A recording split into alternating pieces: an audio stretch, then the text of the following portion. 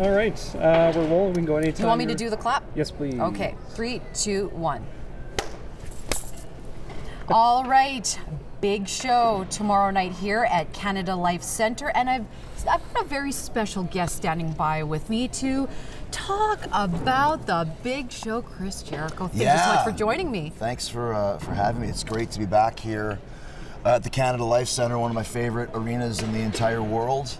And we're getting ready for our AEW debut in Winnipeg, which is very exciting. Yeah, and I mean, this is the second Canadian city that the AEW has visited. Toronto was the first Canadian stop for the AEW. How does it feel to be back here at home as part of the AEW and performing in front of a hometown crowd?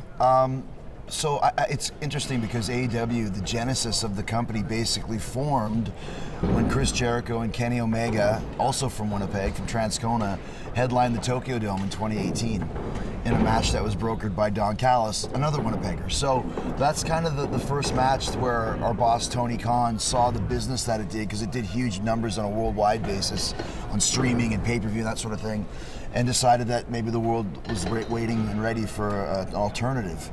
And so if you think about it that way, essentially Winnipeg is the home of AEW, so it's very apropos for us to be here.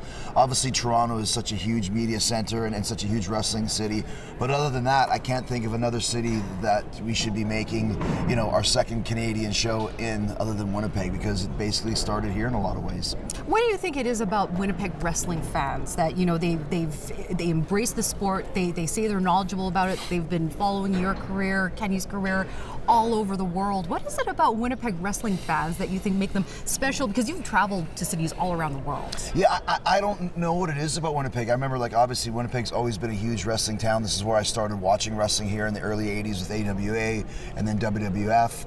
Always been a great wrestling town, always been a great rock and roll town.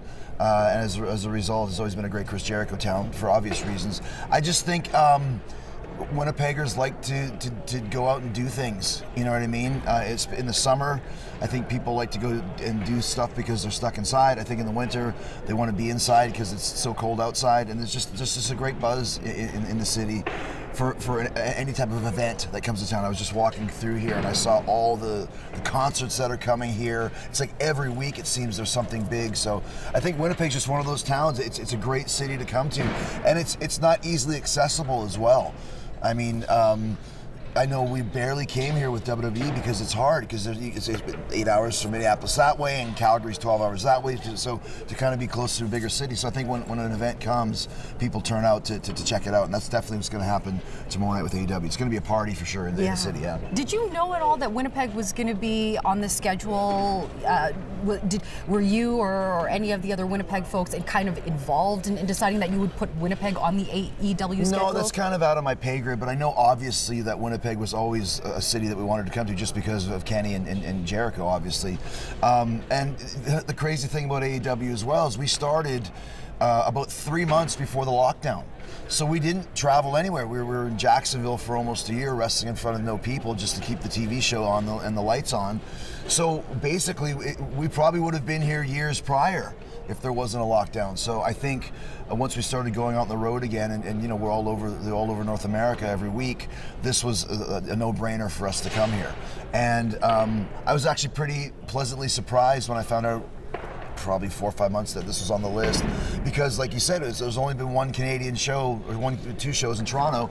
So it just was really perfect for me that we came here, because like I said, I don't think people realize just how crazy Winnipeg fans are. I mean, I was here the last time on TV way back in 2004, and I had a musical chairs game on the show. That was what I did that night.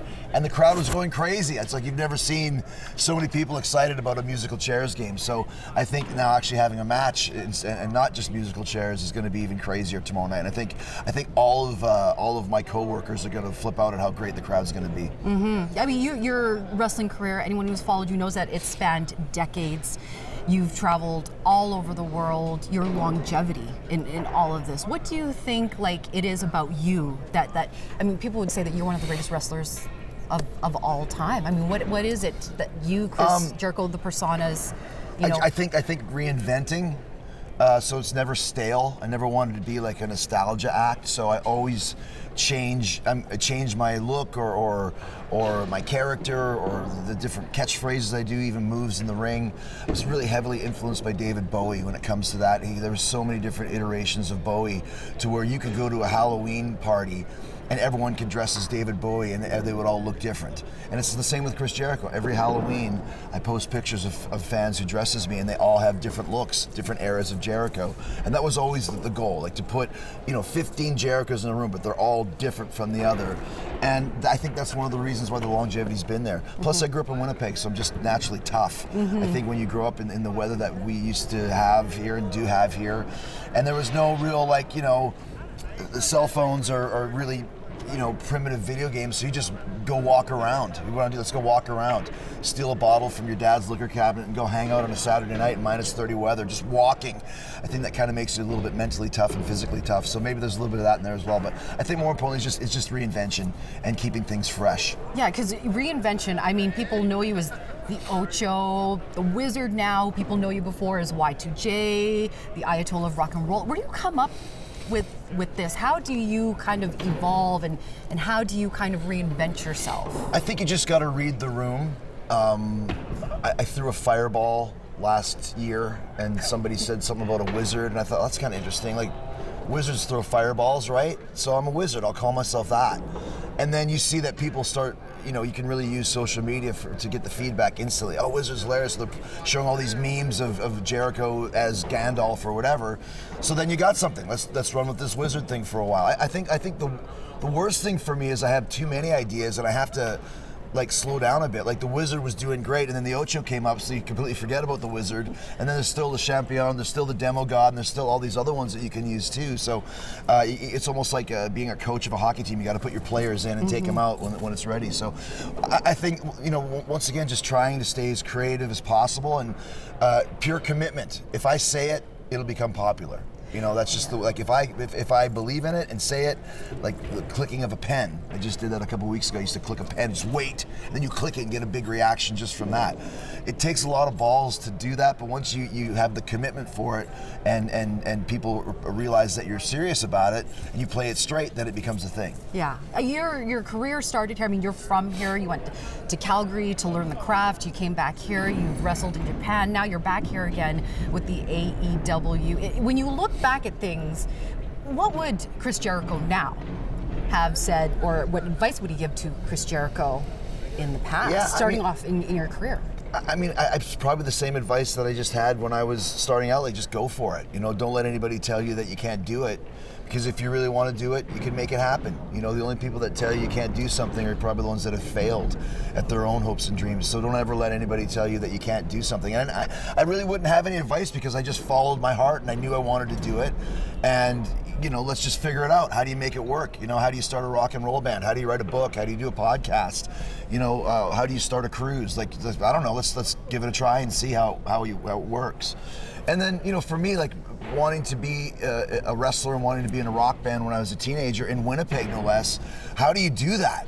But when I did one and then the other, there's really no stopping me now because I know I can make anything work or at least give it a great try. And if it doesn't feel right, then you move on to the next thing. But once you become successful from just completely following your heart, it's pretty easy to be successful in other ways as well. So that might be the advice I would give to anybody, not just a young me. So what is the next thing? People know you, of course, as a wrestler, an actor, author, podcaster, musician.